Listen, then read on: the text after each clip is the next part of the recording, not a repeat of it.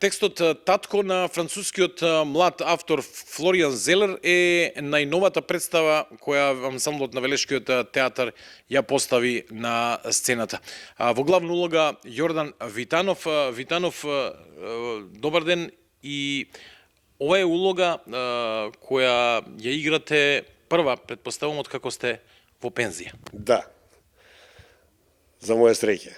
Како се чувствувате еве сега како пензионер во улога на еден повозрасен човек кој што можеби не е на ваша возраст, е малку постар од вас?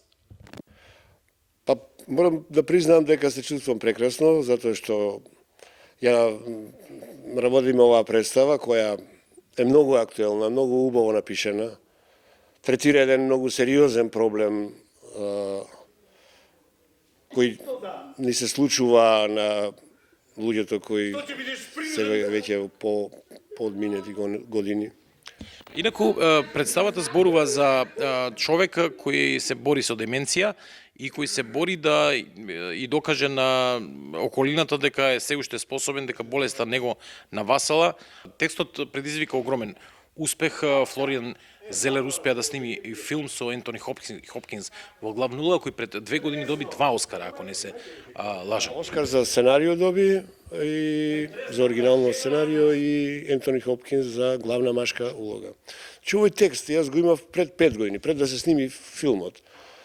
Тој е еден од младите француски автори кој ја доби престижната награда Молиер за 96-та година, од 2016 година ми се чини. И се игра во многу од елитните театри, елитните театарски сцени во целиот свет скоро. Сега и Велешкиот театар еден. Па на Балканот само ќе биде кај нас поставен во Велес и во Националниот театар во Бугарија, во Иван Вазов. Се надам дека нашата представа ќе има долг живот, дека публиката се доаѓа со задоволство да гледа. Уште еден интересен момент врзан за оваа представа, на почетокот споменав, меѓутоа не ги споменав роднинските врски. Играте под режисерска палка на вашиот син. Да. Тој се нафати да го режира овој текст. Освен тоа што тука работевте, работевте ли и надвор, дома, на седенки, разговаравте ли за представата? Дали е тоа предност? Не многу. Значи, повеќе во некои ситуации мало и оптеретување. Значи, и некои проблеми од пробите и така натаму, недоразбирања. Завршува пробата, си оди режисерот, си одите и вие дома. А во мојот случај си одиме 20 во истата куќа и си го носиш проблемот дома. И сето е проблем, прашањето е како ќе се разрешува, дали ќе се разрешува креативно, ќе разговараме па ќе најдеме решение или ќе молчиме или ќе дојдеме во некој конфликт. Значи, таа е сумнимо искуство и други представи, бидејќи не е прв пат да работам со мојот син во представа да режира.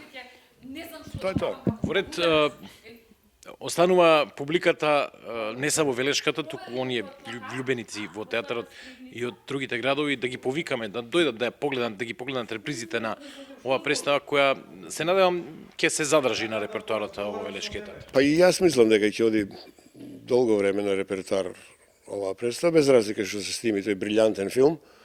А феноменот на театарот е токму во тоа што се случува сега и овде и во живо.